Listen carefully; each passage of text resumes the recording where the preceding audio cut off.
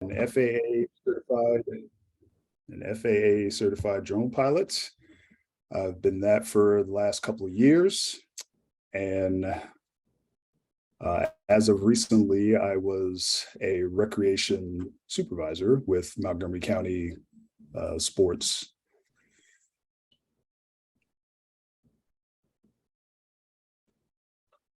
You may have wondered how I got into this. When you get an opportunity to do something that you love and see something that's pretty much a slam dunk as far as being able to live how you want to live, you jump on it. And that's what I did when my brother approached me with this opportunity. So many thanks to him, and thank you to everyone for giving us the opportunity to present these ideas to you. Awesome. Awesome. By the way, the pleasure is all mine, my friend. So I'll just go ahead and get started. The idea of the business is really, it just comes down to connecting businesses and the youth. And I think that's important, right? The next generation with the technology of tomorrow. We've gotten to a place now where the world is kind of caught up with some of the things that drone technology can do, some of the benefits, right? Now we have FedEx and Amazon and Walmart. They all have deals now with drones to begin delivery as early as this year when it comes to their online orders, et cetera. So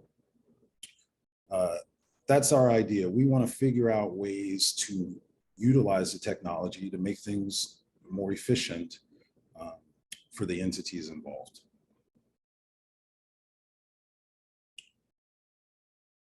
As I said before, we started the company 40 years ago. And it was really started to, like I said, to solve problems in the insurance world. How do we inspect a large number of properties that have been affected by a storm or a large geographical region and provide our clients with the updates that they need in order to cut checks, right, to their insurance policyholders. That was the idea. So we use that technology. We also partner it with ancillary technologies, everything from LiDAR to radar to thermographics imaging, 3D, 4D imaging, et cetera.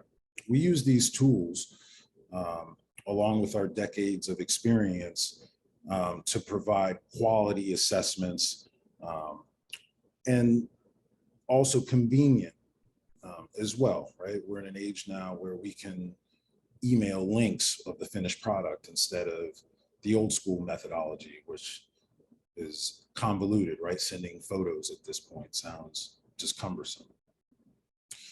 So we operate in the insurance, real estate, construction, surveillance and security, maritime farming, and other industries. And as I said before, we specialize in catastrophic response. And our overall intention is to provide excellent service and value and our unmatched dedication to innovation, performance, communication, and obviously pricing, right? Because budgets are important to positively impact our world. So we did an interview a few months back.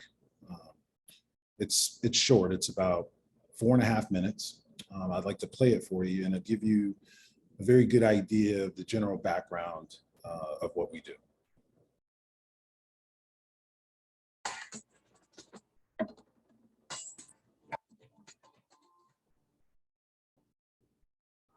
The drone industry has completely revolutionized our everyday lives, from recreation to security and even travel.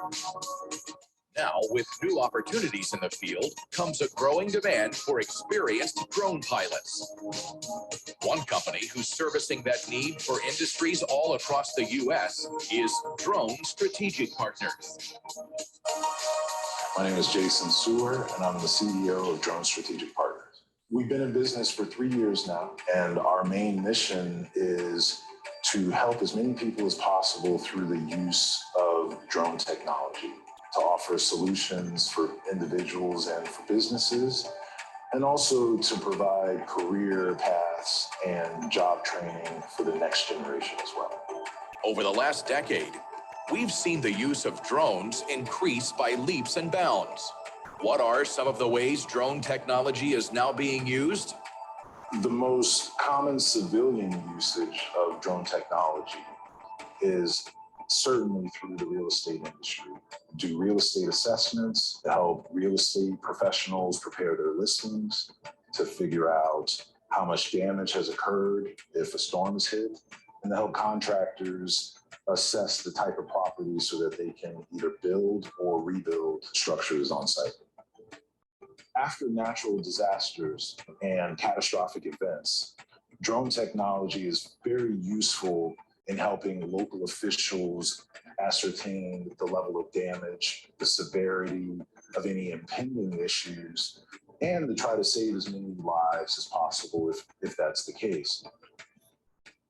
Drone Strategic Partners has developed a very comprehensive security program that is centered around protecting our youth, especially around schools.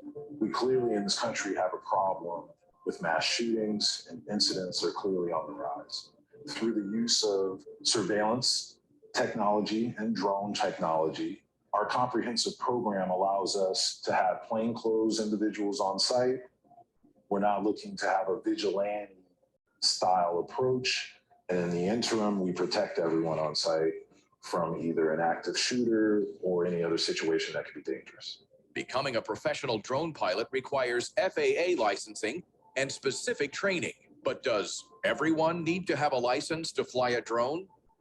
The great thing about drone technology is that it has been brought to the public in a cheap and affordable way. In order to be paid for those services, one must obtain the license, and therein lies the value of passing the Part 107 exam.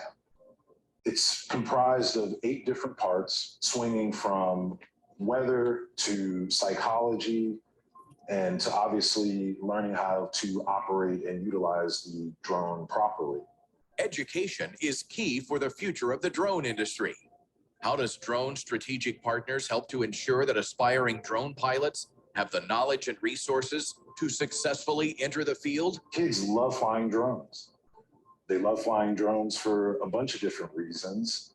We've developed a curriculum centered around drone economics. We show these students that they can make money in various industries where the technology is already prevalent. Real estate, insurance, construction. Over 60% of all deliveries in this country by the year 2030 will be via drone technology. Pizzas, deodorant, soap, everything, video games will all be delivered by drone.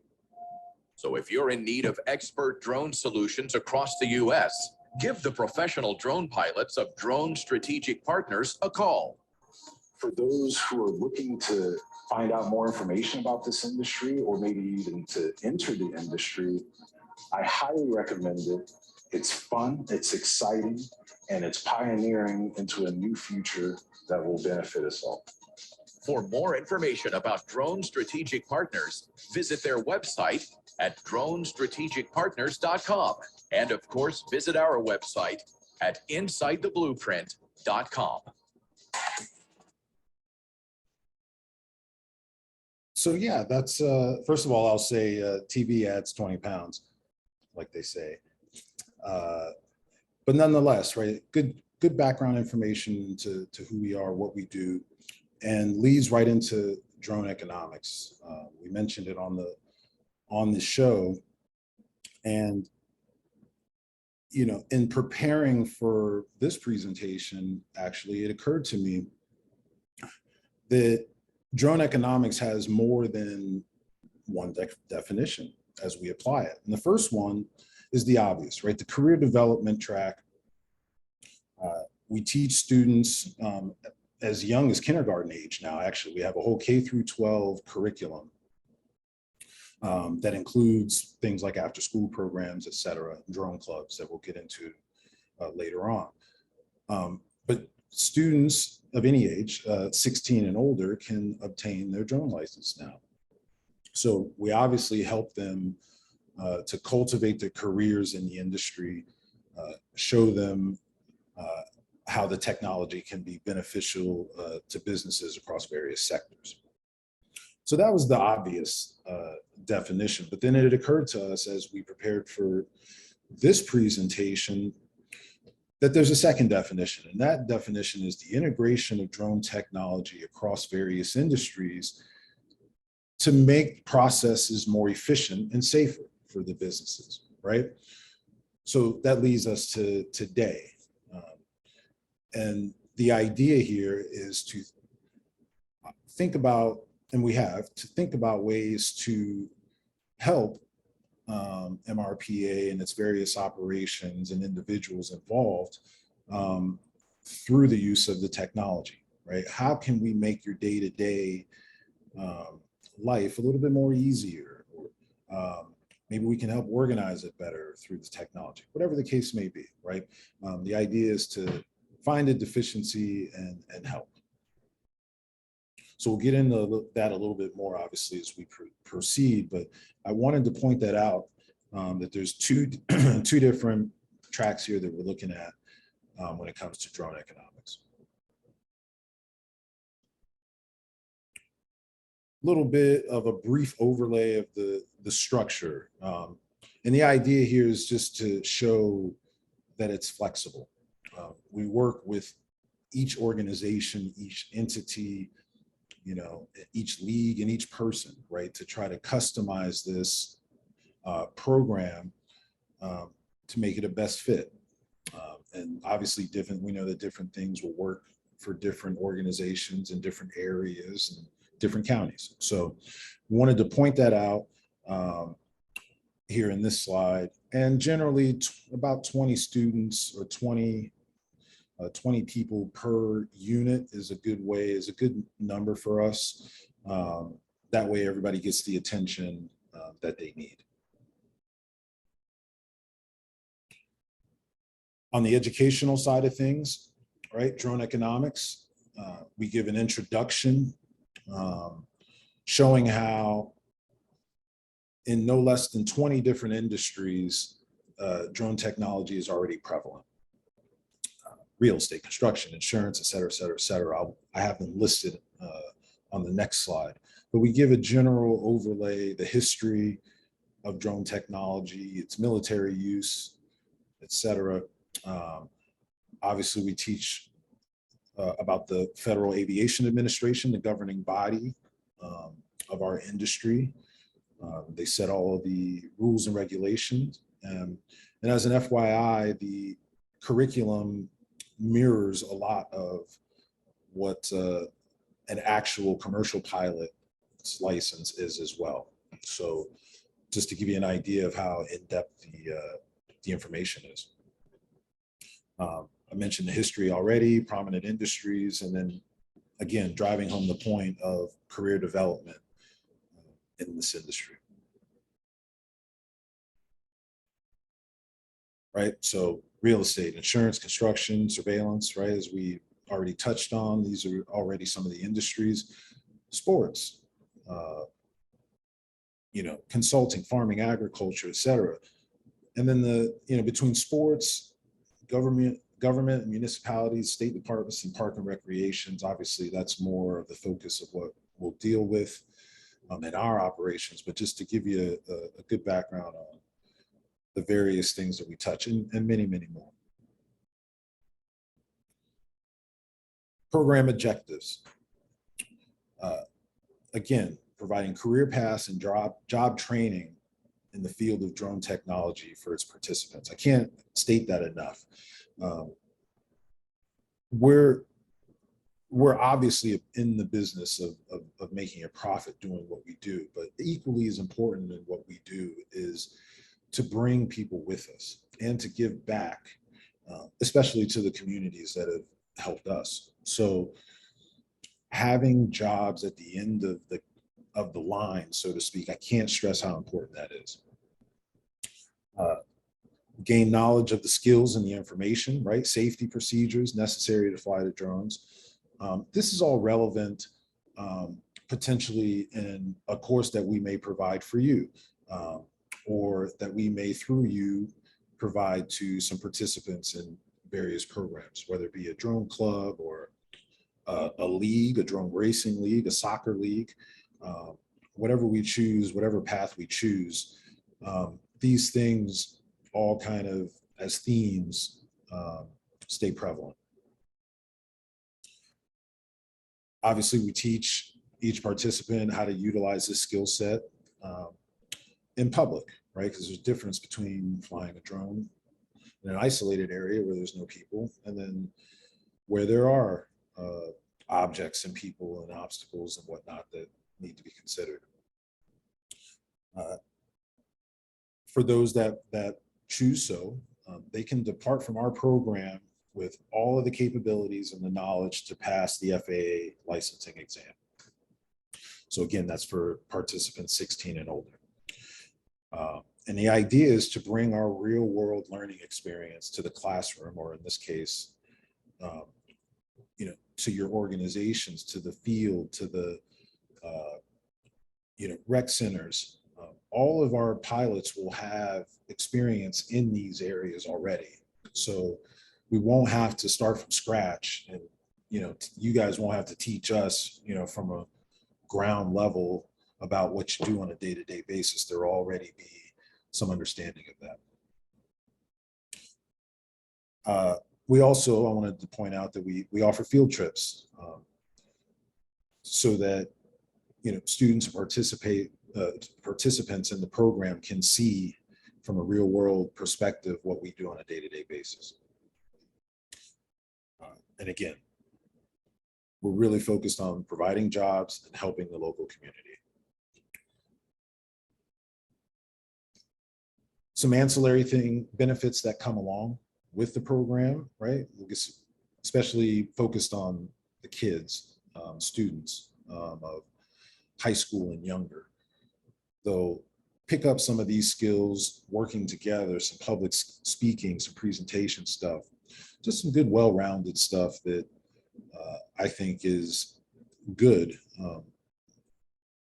especially in present times, post-COVID, right? The more opportunities that we can do this with our kids collectively, I think the better.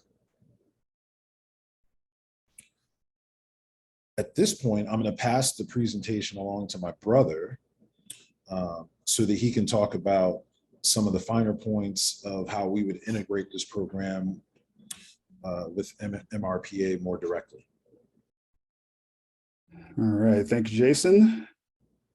So as a former 17-year veteran working with park and recreation departments, I sat down and tried to brainstorm different ways that we can incorporate drone technology as programs, which would be this first slide, and then the second one would be as services. So the first one, introduction to drone technology, that's basically where kids kindergarten through 18 would learn the basics about the drone industry. Drone licensing classes for the Part 107 certification, that's more for teenagers. I would say 14 and up, because 16 is the age where they can take the exam that I took to get FAA Part 107 certified to fly a drone pilot commercially. Remote pilot training and safety, that's where we would teach whatever participants are in there to learn proper safety preparation and how to fly drones safely in different circumstances. Drone building class is something probably geared toward more of the elementary school kids, where they learn to put together their own drone, and they can learn how to fly that drone. So they learn about the parts, they learn how they operate, and I'm going to skip along because that would be directly tied to the T in STEM and STEAM education, which is something that we could do in the after school programs. We can do them for summer camps, just as an example. Drone clubs, just talked about after school programs. Most of the time, I know from experience that the recreation professionals have everything planned out for kids in their programs, especially with after school programs, but sometimes it gets a little bit monotonous. And so infusing a little bit of flying activity and drone club so they can learn something different, something that could help them in the future, could be beneficial. Drone racing leagues. Drone racing leagues are, they're popping up all across the country and frankly the world. And it's something that's very fun to do. Kids can learn how to do it, adults can learn how to do it. And most of the time that's first person view flying, which is where they have goggles on and they see everything from a first person view when they're flying through obstacle courses, whether it be that or drag racing. Special events, programs and special events enhancements. Okay, so think about your community programs where you have community days. Typically, there are different possibilities for demos that happen at those locations for those events to keep the community engaged in what's going on. And in addition to you giving them information about different services that they can get to help them through the community. Well, that can also apply to this, where we're doing demos, possibly how to fly a drone. Maybe they get to see how the aerial view of the event looks while the event is going on. Next one is nature-based programs. So think about all those hard to reach places that you can't get to see wildlife in their natural element. That would be an opportunity for drones to help with that. Aerial photography and videography. So you know the kids this generation loves TikTok.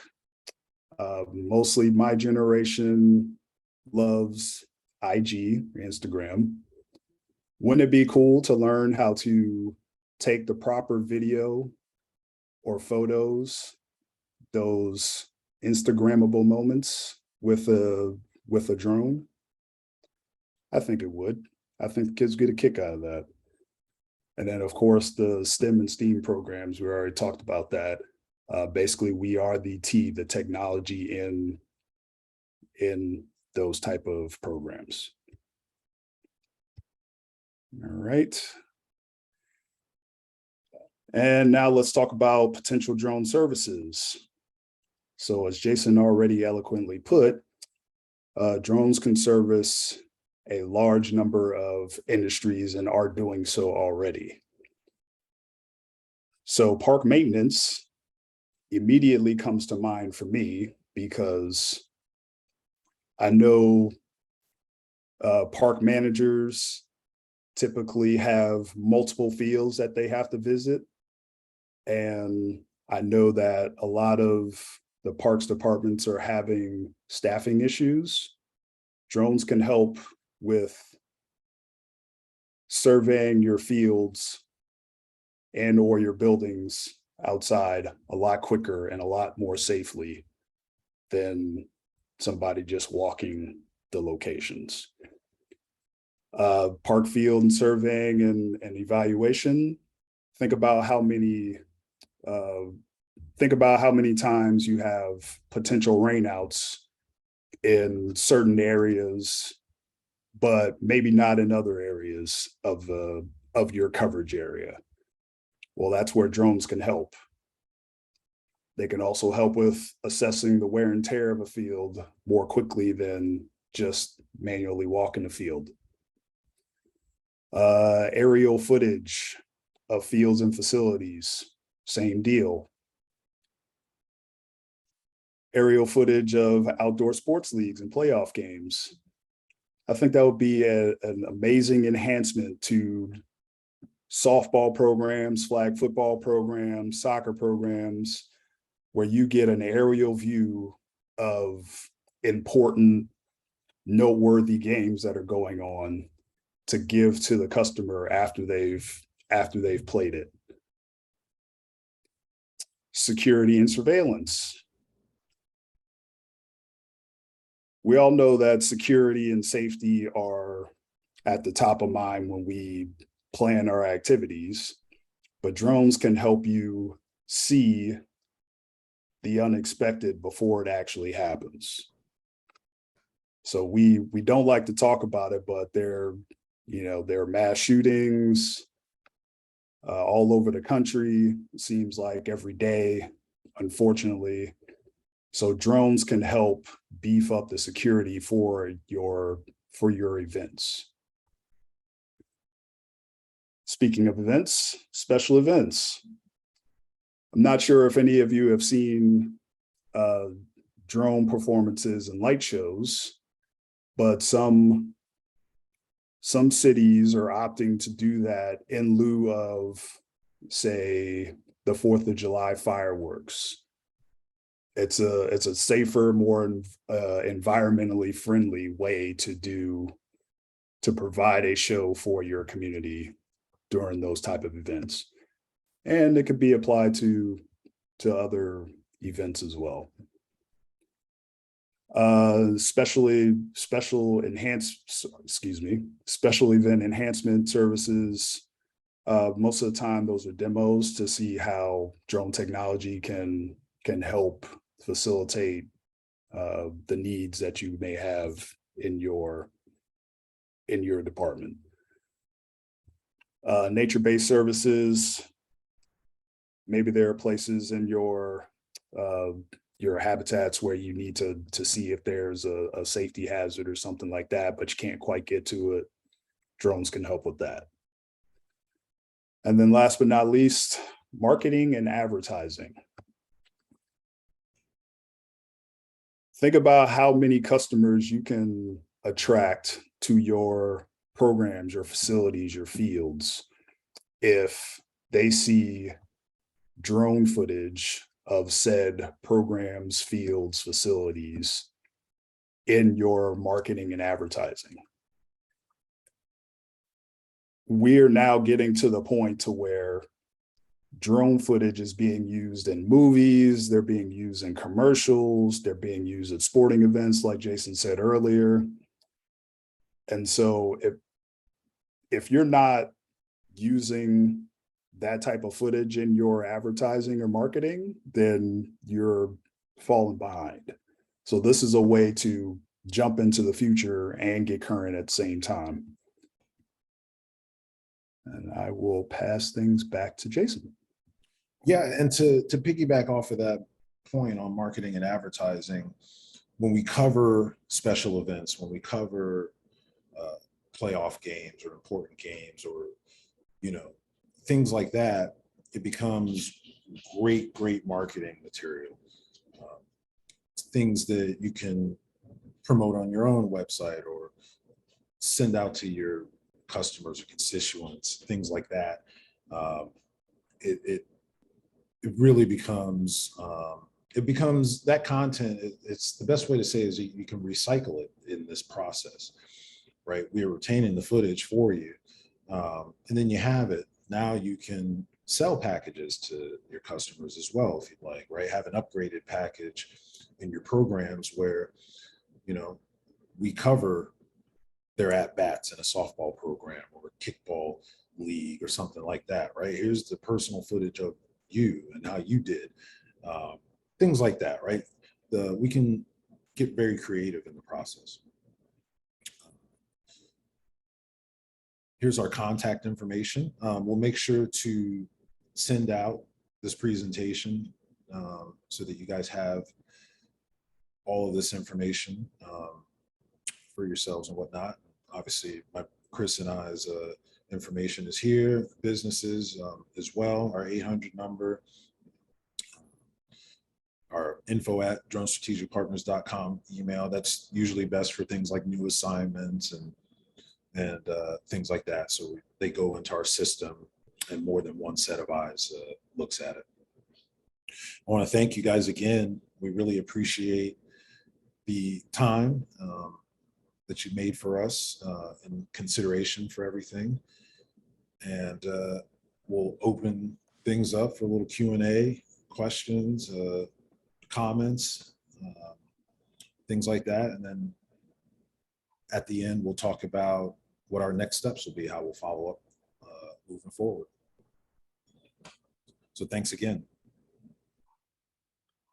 So thank you. So Christopher, you know, that if a picture is worth 1,000 words, then how many words does a video give you, right? 10,000? I don't know. It's a lot. That's a lot. Thank you guys for doing this. I find this really interesting.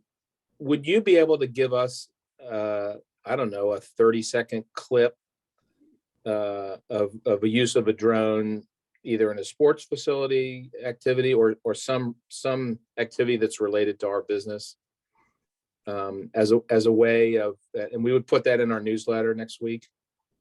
Yeah, absolutely. Kind of a way to help you guys advertise your services.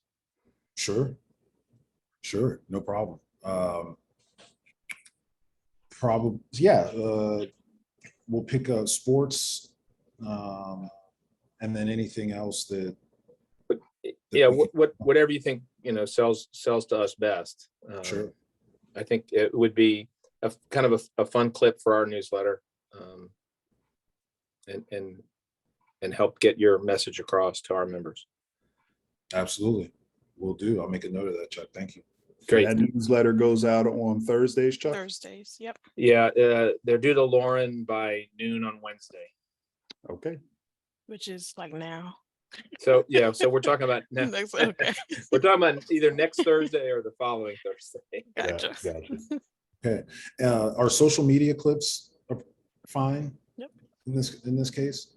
Yeah, Yep, I think that's fine. those are usually the easiest ones to be able to, you know, copy paste, send an email, stuff like that. So, yeah, that'd be great. Thank you. no I have problem. a quick question. How long does it take to get your license? Chris, I'll let you answer that one. How long did it take you? Right, you did it while you had a job, in your spare time. How long did it take you? The first thing I'll say is it depends on how motivated you are. For me, I think it took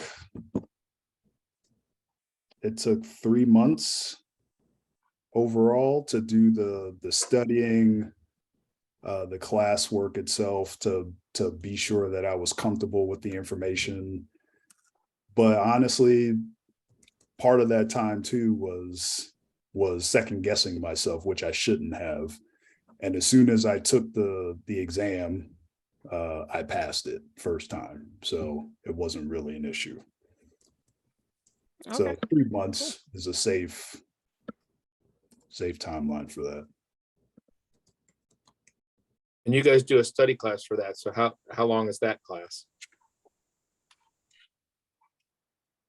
I think it varies based on the time you have allotted and the needs of the program that we're setting up. Yeah, I would say if you needed an expedited program, right? If we went to sometimes this will happen with businesses where they have a particular goal in mind to roll out a drone program for their construction business, let's just say. So they want a hard deadline of 4 weeks. That's doable. I would say for, like my brother said, highly motivated individuals, I think you could put a 2-week period on that, but that means you're studying every day. That means it's 8 hours every day of hard studying, reviewing, self-exams, right? You're in it. I think you could pull it off in 2 weeks. Otherwise, 4 weeks, 6 weeks, and then on up to a semester or a year. We'll set it up for our students depending on their age. So to give you an idea, if you guys wanted to offer a program for adults, right? Adult retraining, as an example, you could say, hey, come, we'll train you, you get your license, and you'll have, let's say, 50 flight hours at the end of 4 weeks. And that would be a reasonable goal and something that they could accomplish and realistically attain. Yeah, great. That's giving me a good idea. And I think probably better to digest that over a longer period of time than 2 weeks. Totally, right? Yeah. If you want to give it the proper time and attention, you give yourself a couple of months at least, and really settle into the process.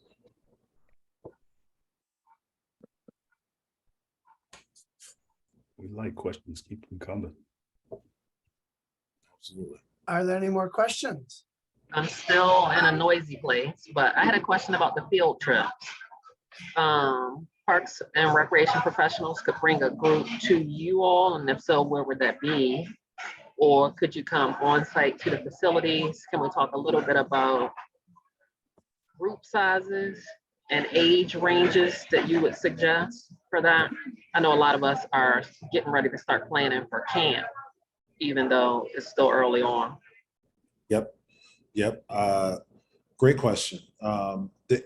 Luckily, we've got some experience in putting these things together from our school programs.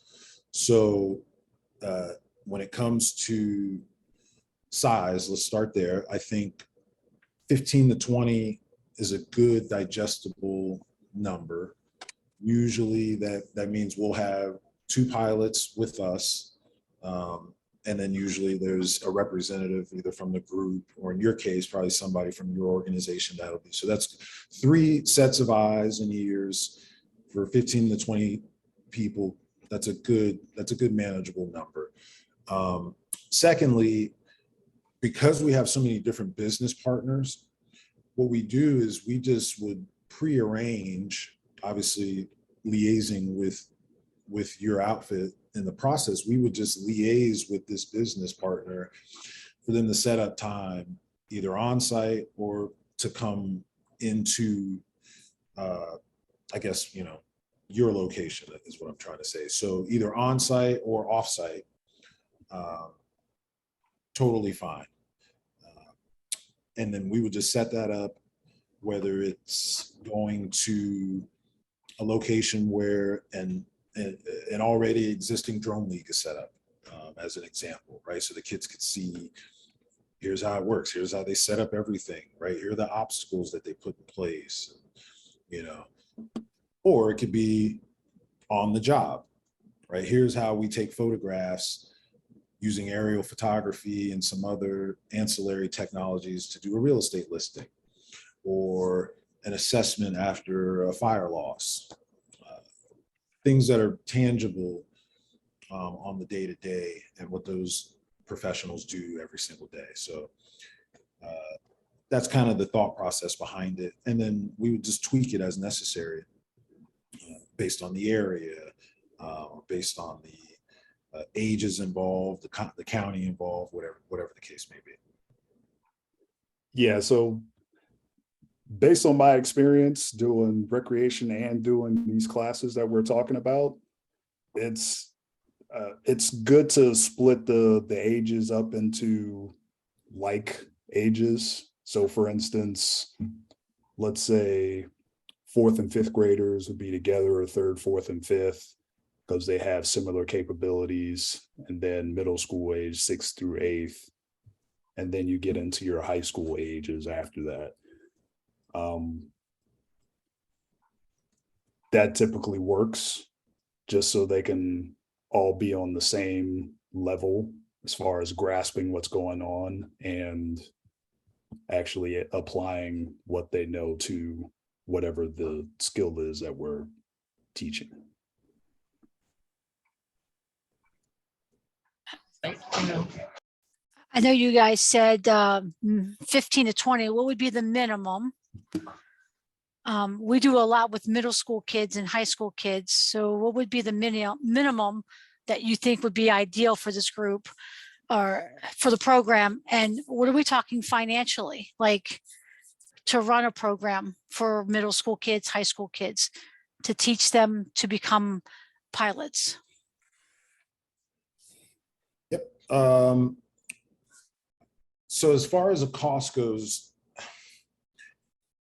we usually put together proposals for each situation. Generally speaking, I can say that if we're looking to say do a 4-week program, a cost generally of $150 per student is going to be okay. 150 to $200 per is going to be a safe number that you could use to budget when it comes to the educational part of things, right? So you would be able to say, you know, to your constituents, you know, we'll charge you, let's say $150, $175, and at the end of that, you'll obtain the following: flight experience and training, you know, classroom subjects that would include the following: A, B, C, D, E, et cetera, et cetera. I forgot the other question besides. That's okay. That's it. The minimum, like we do a lot of after school programs at 15 to 20 schools. So my question would be whether, you know, what would be the minimum? Because some of our after school programs may not have as many kids as some of our other after school programs. And I guess I have another third part to that question. Like, would there be a discount if we were to do multiple locations with multiple, you know, different days? Like maybe we did 6 different, I'm hypothetically saying, like, you know, 6 different sites on different days, hypothetically. Yep. That's an easy one. Absolutely. Group rate discounts or something like that. Absolutely. No sweat at all. And then as far as a minimum number, I think a safe number would be 5. Okay. But we've done even individual one-on-one work. So, you know, I won't put a limit on either way, on the low end or the high end. But generally it fits in kind of that box of 5 to 15 to 20, you know. But again, like I said, if you have 1 or 2 kids that are excited about it, that's enough. You know, obviously we'll have to restructure it, and, you know, maybe we won't do as much of this versus that because there's a lower number, but we'll make it work. So then I also do special events for our department. Now, would you guys, instead of teaching someone in our department possibility, would you all come out and actually do the fireworks? I mean, like, so we do fireworks. We, believe it or not, we actually looked into last year doing drones because the firework company that we had bailed on us within 3 weeks of our show. So we actually looked into drones, but the at that point in time, the cost was just a little too high for us with the budget that we already had for fireworks. Would this company come out and actually videotape the fireworks to use for us to use and not just use drones? Yep, absolutely. They could be the show themselves, or they could cover the show. Because there's a bunch of different light shows that drones can put on in lieu of fireworks, or if you want the fireworks covered in a cool and innovative way, we could use drones for that. Absolutely. And we can customize that depending on, you know, the budget, right? What kind of budget that you have, the pricing, and everything else that it would take to put together. But sure, yeah, that would be something we could do. We have business partners that specialize in doing just that, putting on entertainment shows of that type, light shows, and all kinds of cool things, 4th of July events, things like that. So yep, that'd be an easy integration. Awesome. Thank you. And thank you for doing this. Yeah, thank you. Thank you. I appreciate the involvement and everybody's into it. I really appreciate that. Thank you. Yes, keep the questions coming. Hi, Christopher. Hello, Lori. Lori. How you doing? I'm good, dear. How are you? Well, thank you. So I am about to open a new recreation center, a regional recreation center, what they're called the Mega Center in Baltimore City. And so we are trying to engage females back into recreation and parks, but we're also trying to engage our senior population. So have you done a lot with either population, like just females, and then the senior population, like my 55, 60 and older population? Chris, why don't you tell them about our experience with the young ladies at AI DuPont Middle that we had this spring? Yep, that's where I was going to go with that. Appreciate it. So we had a class in the spring, which was mostly girls at a middle school. It was 5th, 6th, 7th, 8th grade. And when I tell you that these girls were completely into it, they loved it. And in a lot of the cases, they were into it more and saw the opportunity that they could have in the future more so than the boys did. It was a sight to behold. So to answer part of that question, yes, there are also female drone pilots out right now, basically all over the world. They have all kinds of posts all over the internet, including YouTube and IG. And they're also working in professional fields doing assessments and evaluations, inspections. So yes, as far as the senior population is concerned, so far, not so much. And I'm guessing senior population, you're talking about active seniors, like ages 55 and up, or has the definition changed to 50 and up? It could be 50 and up. Okay. So 50 and up, I could foresee the 50 and up